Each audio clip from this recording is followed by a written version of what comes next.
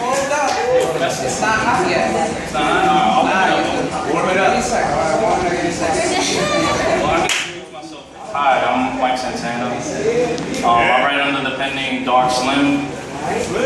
Yeah, Dark. This is only my third time reading poetry. When I get to my fifth, I'll stop counting. Because if I do well, I don't want you to be overly impressed. If I do poorly, I don't want it to be an excuse. But this is only my third time.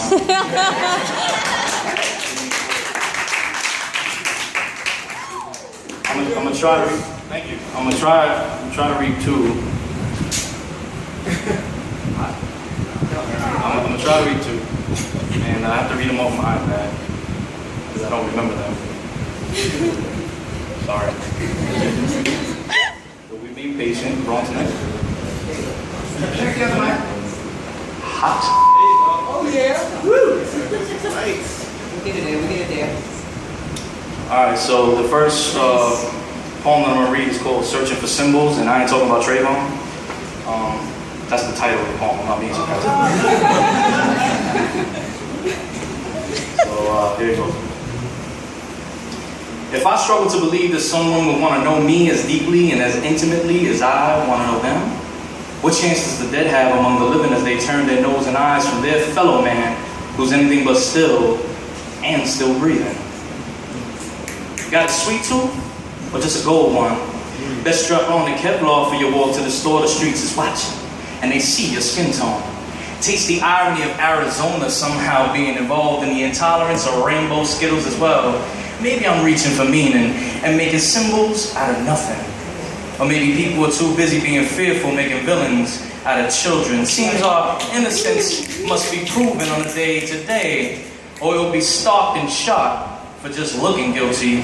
Stand your ground, America. Ain't nobody gonna move you. Our young people are dying on street corners, in classrooms, and in foreign lands. They're being frisked against walls adorned with artwork depicting Malcolm and Martin, in churches by perverts who take the purity from them, in chat rooms unsupervised except by our government, on the edges of blades that make contact with skin, leaking out screams that a hug and some attention from mommy or daddy could have prevented.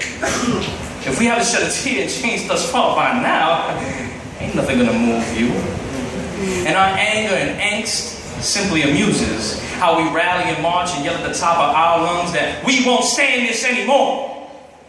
What is color skin worth? What is youth in reverse? What is a bloody nose to a corpse? What does freedom even mean in a land indebted to its own greed? The safes we hide our souls and secrets in are polished and more valued than what we have long forgotten they are even protecting within them. Everything feels backwards in the world, and words have lost their way as much as the wandering tongues who speak them. So where does hope lie, if not in a bed of snakes? Where does the truth dwell, if not the threshold of heaven's gate? Hope is found in the fist clenching a pen of a young girl who sits and writes a poem about how tomorrow could be better. In the microphone's grip of the young MC who rhymes like hip-hop, can paint pictures and change lives if you let it. And the acts and deeds and hearts of those who understand their actions today impact forever, and that every little gesture, no matter how small, can swirl, flip, turn, and burn down the walls that keep us from being together. And the truth is found in conviction. The character that comes from standing tall and chin high when a firing squad is aiming at more than just your pride, and your beliefs are tested and the world tells you to hide, but you won't. You couldn't, because even though no one is really watching, you know that you might have to look in the mirror tomorrow and see the eyes of someone who went left when everyone else went right.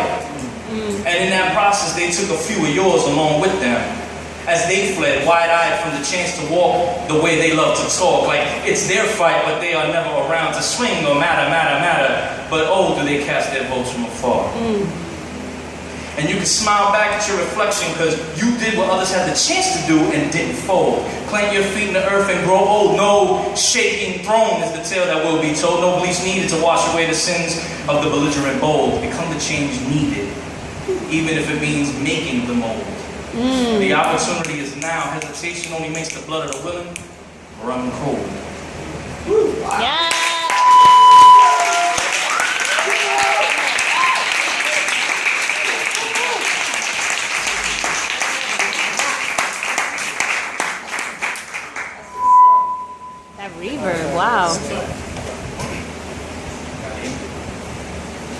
Good.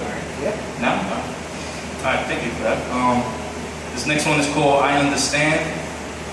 And I'm a closet like nerd, otaku type, Japanese obsessed type person, so I must stop, you know?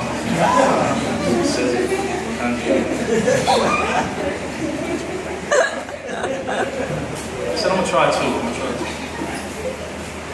Alright, so here we go. Actually, it's called I Understand. Emphasis on the I. It's hard to show that, right? So I can say I understand. Henry Miller's middle name was Valentine, and he once said that there are only 3 things to be done with a woman. You can love her, suffer for her, or turn her into literature. To which I say, why not both? Because as a man and poet who cares they care too much, one of those 3 are already going to happen by default. Get it? Step aside, step lively. My train full of thoughts is due to arrive, though never shortly. Overshoots the platform by a yard or more, at least. Step inside my dragon dreams, the one that puff like smoke from out my nostril flames, smile guarding my treasury of imaginings, unawares of how a halfling sneaks. And of these notions, subordinate to how my perception can bend a memory, one rules chiefly on the center seat, high above ideas that in comparison are far too needy. Knee deep in their charcoal, they need fire to burn for them to keep living, but this one idea, gotta go in for 'em. It sustains its own form, strong breeding, got a long form, pedigree of a champion, though this crown's worn, it's my hope. And how it longs that one day it won't have to rule alone over the rest of my mind's ponderings in peasant's clothes. My hope reigns over the kingdom of my soul, often takes walks within my walls, long strolls and daydreams of this one girl who once stood outside the drawbridge one fateful morning. That one thought hope was brave enough to meet her outside in the sun. She shone bright of her own radiance. He tried to tell her as such, but she was gone. Tracked her down by a stream she was, sang all the songs that he recalled, even made up a few of his own. She smiled as soon as he was finished and disappeared with the rays of noon. Treading and threading through the light, she could be anywhere, but there she stood. By a clearing in the woods, my hope knelt by her close as he thought she willed he would. He asked her sweetly for a kiss. She played coy and denied his request. He stole one anyway with bliss. Time was still for them a minute. Tweets of birds, robins, and finches. When his eyes opened, wounds and winces, she was gone again. This time with no traces. By midnight he had returned to the castle, sent out ravens tied with tassels, letters penned by his own hand fastened, pleading for an explanation of who she was and why she waited, of what she learned about him from his kisses, of where she would be for another meeting, of whether she felt him when he was thinking of this special evening. Could she feel him breathing with his nose pressed to the back of her head, lips an inch from her neck, arms around her waist, hands on either hip? Could she feel him deep inside her chest, the way he felt her pacing up and down the steps that led from his heart to his head, making a home of his anatomy the way a sickness might or a plague? Did she know she was the cure? That she could make all the pain he felt melt away if she just see him for a moment once more? Could she hear him? Like he swore he heard her in the wind, that when shaking leaves with violent breezes stirred his soul within? Could she see him? Like he saw her behind every smile that escaped the clutches of his face, that greedily wanted to save its expressions only for her to share its joy and all its worth solely if she was the one who looked. My hope spent a day, a fortnight, and 40 days more waiting for a reply that would never come. Anarchy and uprisings took place within myself. The king chosen to lead was in desperate need of help.